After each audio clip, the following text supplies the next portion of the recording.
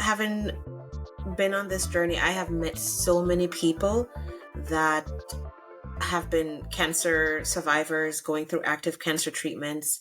I have been on several Facebook groups, and I have seen where when someone is diagnosed with cancer, the family can be completely broken apart. Husbands leave, wife leave husband, children get depressed. It is hard, you know. So for myself, I am so grateful. I say God placed my husband in my life for me. We have truly tested our vows. When you talk about for better or for worse, when you say those vows on that day, none of us think about, well, what if something should happen down the line? How will I handle this? We never think of that. And quite frankly, Dean and I have never thought of that either. I mean, we were living, and I don't say that it's wrong. We should live. We shouldn't live in the what ifs. You can't worry about a future that hasn't happened yet. But it has taught us that we need to be aware. And so the first diagnosis, my husband, I think, was just there. Second diagnosis, still just there, powering through, helping. I mean, my husband has always been that person that has just always been rational. He is very thoughtful, methodical, doesn't go over the edge, and so I think that's a good balance because it helps to keep me grounded. You know, he has not shared his inmost thoughts with me, and I think that that is to protect me because I know how I would feel if this were him, and I wouldn't want to share all my fears, my worries, those things, because I think it only causes more fears and worries. So I know that he hurts because who wouldn't? He hurts for me, he hurts for our children, he hurts, but with the third diagnosis, when I'm crying and my husband looks at me and says, you've had a second time and a third time to fight. Think about those who haven't. And I'm like, I don't want to hear that now. But you see what I'm saying? Like he grounds me, even when I don't want him to ground me. And so I know in his quiet times, just like in my quiet times, the fear of what could be, because it's here, we can't hide away, we can't shy away from it. The reality is such. None of us live forever. But with a diagnosis that you're looking at, it kind of puts it a little bit more in front of you, and so, but he doesn't burden me with any of that. We just keep going and trusting and being faithful. So my daughter, of course, she is the youngest. She is the most emotional person out of my two children. Well, most expressive, I should say, because I have to remember that each child is different. Each child processes, just like us as adults, each of us processes differently. she, she just cried. Each time that this news has been broken, she has cried. And it hurts me as a parent to know that I am causing this hurt. I am not intentionally doing anything to cause it, but it is because of me. And, so she's my emotional one. She's also my very expressive one that will come and talk sometimes, or she'll write. My son, I don't know what he's thinking. It's been 7 years and I still don't know what he thinks. I know that he worries. I know that he loves me. He expresses it by, he calls me every night to say goodnight when I worked night shift. He would come, he would rub my hands because from side effects, my hands were bothered, my feet. He would come and rub my hands, rub my feet, just come and lay down beside me. I remember 7 years ago when I first lost my hair and he says, Mommy, we love you with or without hair.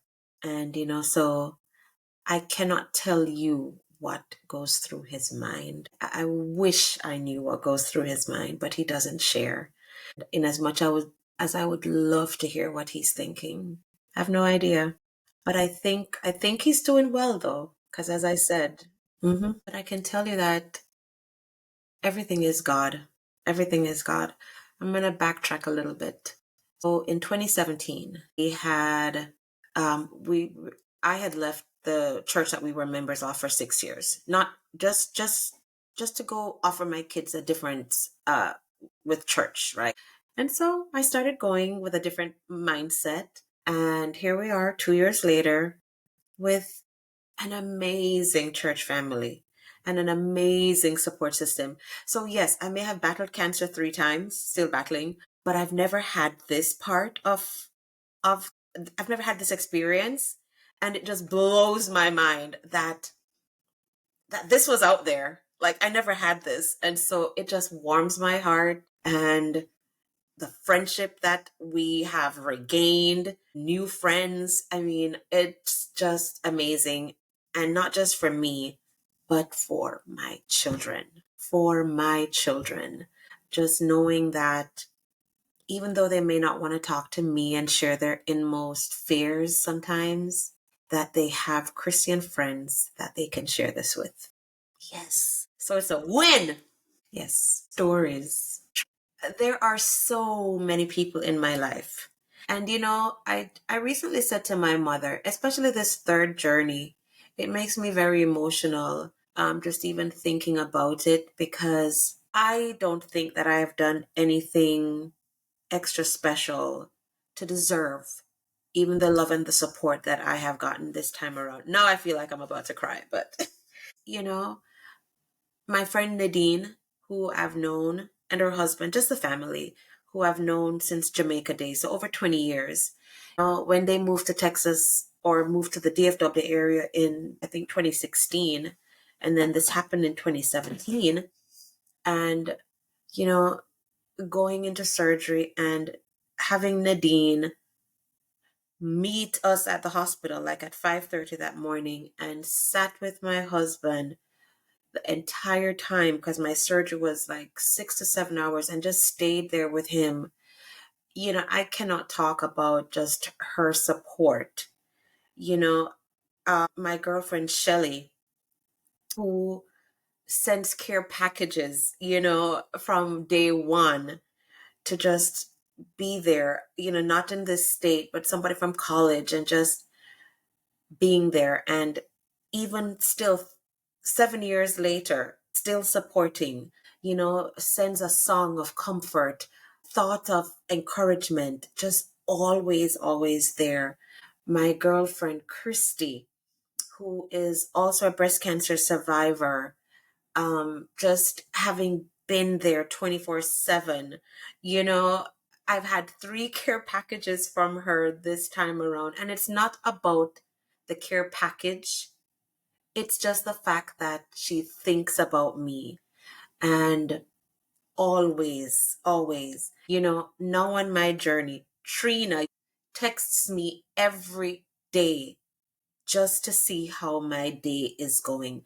Too many people. My friend Adrian at work. This particular time, I'm struggling with my hands. I don't know if you can see, but I mean, this is what you use, right? You use it to wipe tears, you use it to write, you use it to pick up the phone, you use it to cook, you use it to do everything. And my hands are painful, they're swollen, they are just horrific. And Adrian, every day at work, dresses them for me 2, 3 times at work. She she is just always there. This eating is difficult.